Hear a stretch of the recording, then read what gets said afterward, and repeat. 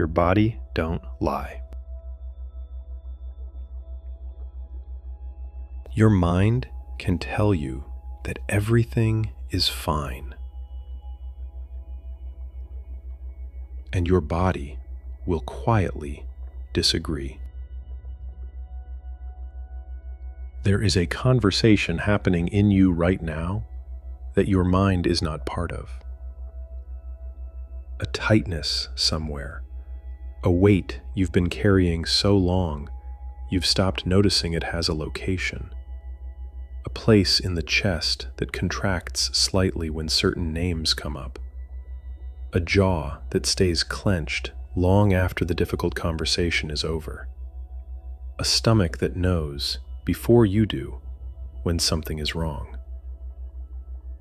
Your body is not waiting for you to think your way to the truth. It already has it.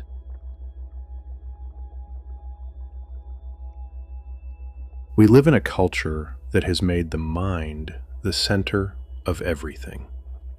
The mind reasons. The mind decides. The mind narrates your life to you in real time. That internal voice that never stops, commenting, analyzing, explaining.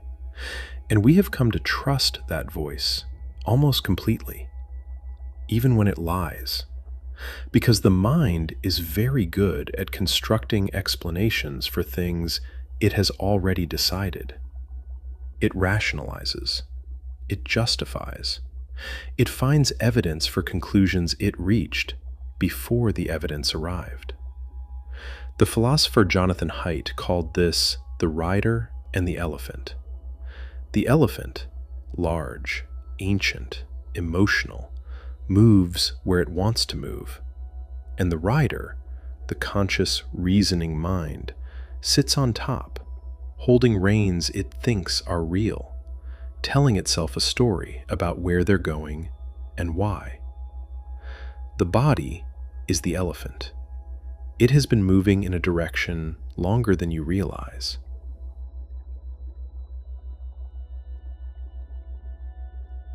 The psychologist Eugene Gendlin spent years sitting with people in silence, not analyzing them, not interpreting their dreams or mapping their traumas, just asking them to pay attention to what was happening in their bodies as they thought about the things that troubled them.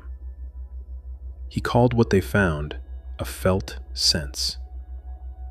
Not an emotion exactly, not a thought, something more diffuse, something that lives in the torso, in the throat, in the space below the ribs. A quality that is hard to name, but immediately recognizable when you stop and actually look for it. Heavy, constricted, hollow, tight, warm, uneasy. You felt it. Everyone has. Most people just move past it before it can say anything.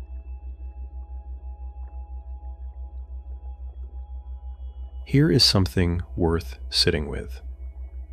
The body does not learn to perform the way the mind does.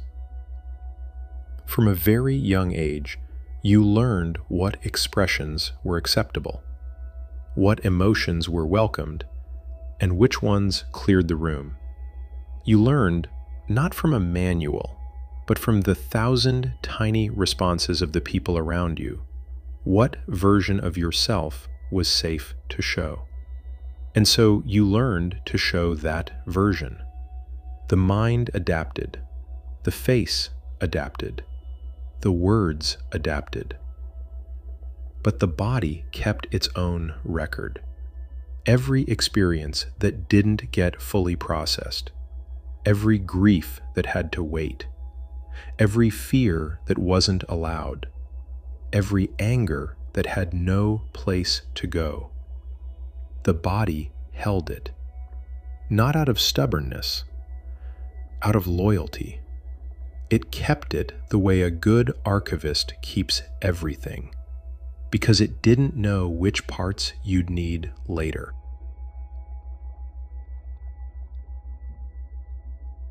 Think about that for a moment.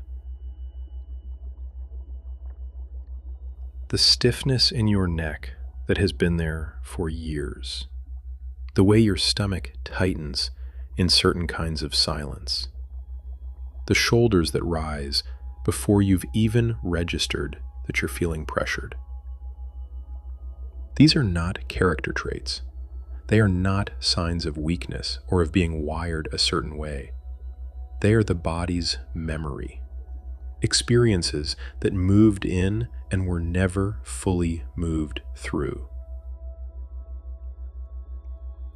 And the remarkable thing, the thing that took researchers decades to accept, is that the body holds this record independently of whether the mind remembers anything at all.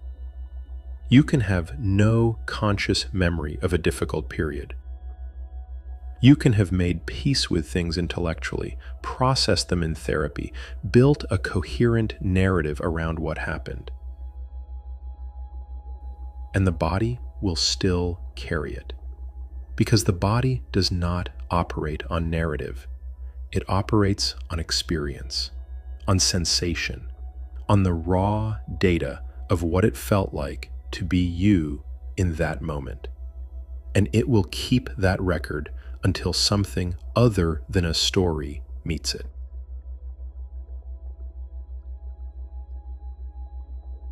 There is a verse in the Tao Te Ching that I return to often.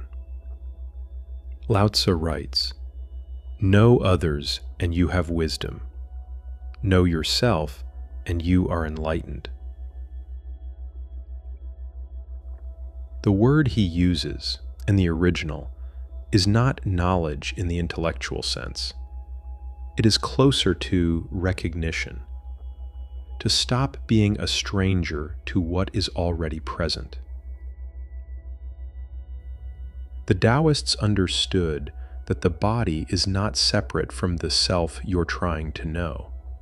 It is the self, before language, before the stories you tell about who you are, before the identity you've been building since someone first told you what you were supposed to become.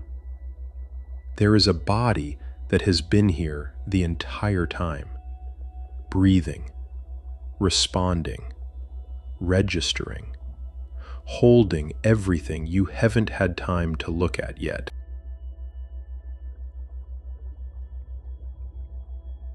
And here is the part that most people miss. The body does not want you to fix it. It does not need to be solved or healed or optimized. It wants what any ignored thing wants: to be acknowledged. There is a difference, and it is not a small one, between moving through your day carrying something unnamed in your chest and pausing for 2 minutes to notice there is something here. I don't know what it is yet, but I'm not pretending it isn't there.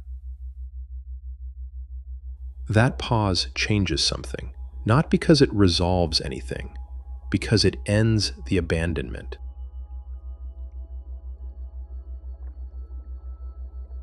Most of us learned early to leave ourselves before anyone else could, to preemptively go numb, to stay busy, to stay useful, to stay ahead of the feeling that was trying to catch up.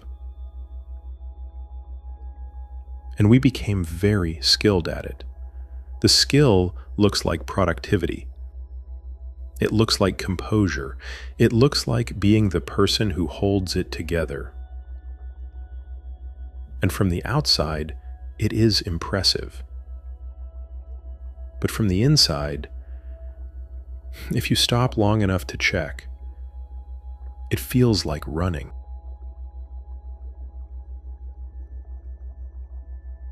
The Taoist concept of Ji, inner knowing, is not achieved through more thinking. It arises when you stop creating interference. When the internal noise drops low enough that what was always there can finally be heard.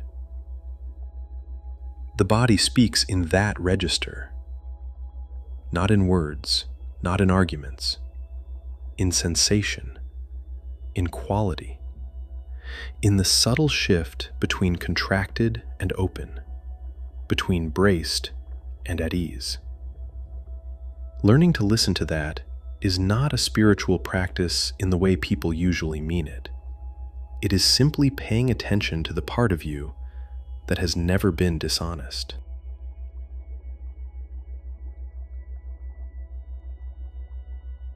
So here is what I want to leave you with. Not a technique, not a protocol, just an invitation and a question to carry into your day. At some point today, find 2 minutes where nothing is required of you. Not to meditate, not to breathe in a particular way, not to achieve anything.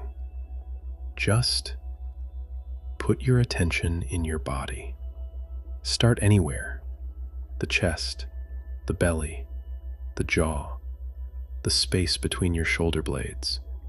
And ask, without urgency, without needing an answer right away, what is here that I haven't acknowledged? Don't reach for words. Let the answer be physical, a sensation, a location, a quality. And then, this is the important part, don't immediately try to explain it or fix it or make it mean something. Just let it know you noticed, that you're not moving past it this time.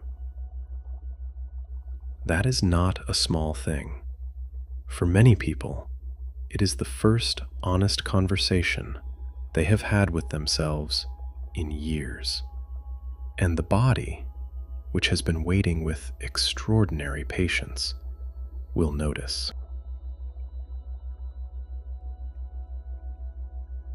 There is an old Zen saying that goes something like this: before enlightenment, chop wood, carry water. After enlightenment, chop wood, carry water. The actions don't change. The relationship to what you're carrying does. You will still move through your day with everything you've been carrying, but maybe with a little less pretending it isn't there. Maybe with the small, radical act of knowing its location, of being able to say, even if only to yourself, even if only for a moment, there is something here. I feel it. I'm not going to look away from it today. That is not resolution. That is not healing in the way the word usually gets used. But it is the beginning of a different kind of relationship with yourself. One that is honest. One that is present. One where the body is no longer a stranger you live in but don't talk to. Until next time, move slowly. That is enough.